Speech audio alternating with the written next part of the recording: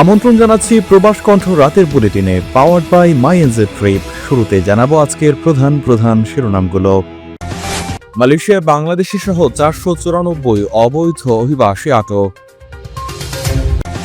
প্রবাসীদের পাচারের চেষ্টা ভেস্তে দিল মালয়েশিয়ান পুলিশ, বাংলাদেশি সহ আটক 12।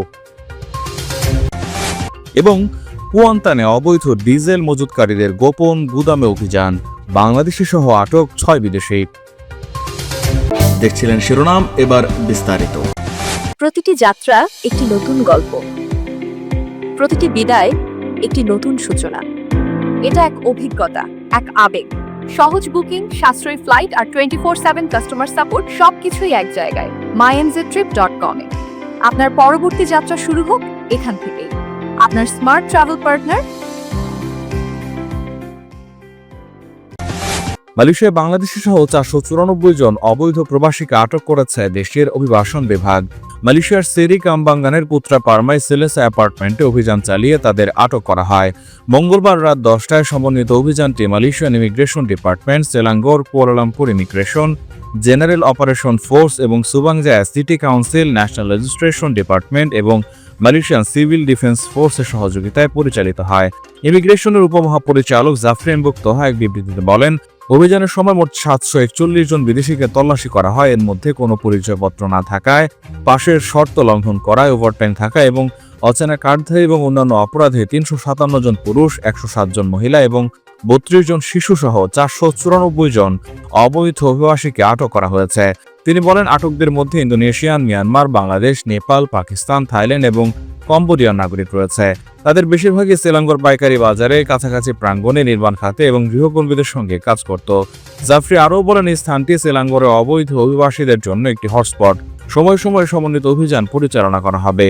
জাফরি বলেন, ইমিগ্রেশন আইন 1959 এবং 1963, পাসপোর্ট আইন 1966 এবং অভিবাসন বিধিমালা 1963 এবং ব্যক্তি পাচার বিরোধী এবং অভিবাসী চোরাচালান বিরোধী আইন 2007 এর মতো জাতীয় আইনের বিধান লঙ্ঘনকারী বিদেশি নাগরিকদের শনাক্ত, গ্রেপ্তার, বিচার এবং বহিষ্কার করার জন্য ধারাবাহিকভাবে প্রয়োগকারী অভিযান পরিচালিত হচ্ছে।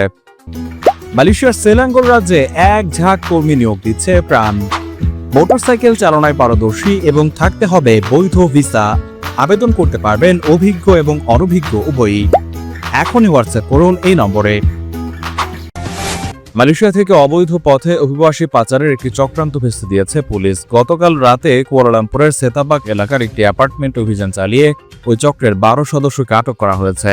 ফেডারেল ক্রিমিনাল ইনভেস্টিগেশন ডিপার্টমেন্টের মানব পাচার এবং অভিবাসী চোরাচালান প্রতিরোধ বিভাগের প্রধান সহকারী পরিচালক সিনিয়র অ্যাসিস্ট্যান্ট কমিশনার সোফিয়ান সন্তং জানান, রাত 9টার দিকে চালানো এই অভিযানে ইন্দোনেশিয়া অভিমুখী অভিবাসী পাচারের পরিকল্পনা উদ্ঘাটিত হয়। আটককৃতদের মধ্যে পাচার চক্রের 4 জন এজেন্ট রয়েছেন, যাদের বিরুদ্ধে 2007 সালের anti trafficking in persons and anti smuggling of migrants act এর ধারায় মামলা করা হয়েছে। এজেন্টের মধ্যে 3 জন পুরুষ এবং 1 জন নারী রয়েছেন। অভিযান আটক করা হয়েছে 5 জনকে, যাদের মধ্যে ইন্দোনেশিয়ান পুরুষ 1 জন এবং 2 জন বাংলাদেশি পুরুষ রয়েছেন। এছাড়াও 2 ইন্দোনেশিয়ান নারী এ সময় আটক হয়েছেন।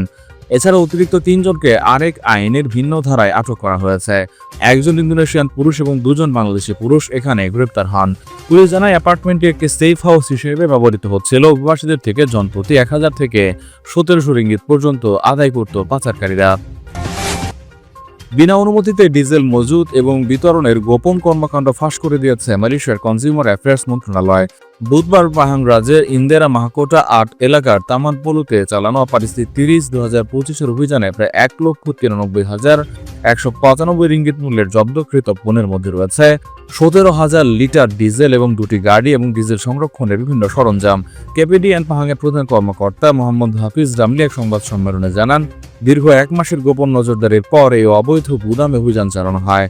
অভিযানে স্কিড ট্যাঙ্ক এবং ডিজেলের মজুতের মূল্য প্রায় 53,195 রিঙ্গিত এবং 2টি ব্যবহৃত গাড়ির মূল্য 1,40,000 রিঙ্গিত বলে ধারণা করা হচ্ছে। তিনি জানান, আমাদের গোয়েন্দা তথ্য অনুযায়ী এই স্থানে সন্দেহজনক গতিবিধি চলছিল। তদন্তে দেখা গেছে তারা 1 বছরের বেশি সময় ধরে এখানে অবৈধভাবে ডিজেল মজুত এবং সরবরাহ করে আসছে। অভিযানে 6 জন বিদেশি কর্মীকে আটক করা হয়েছে। তাদের মধ্যে রয়েছেন বাংলাদেশ এবং মিয়ানমারের নাগরিক।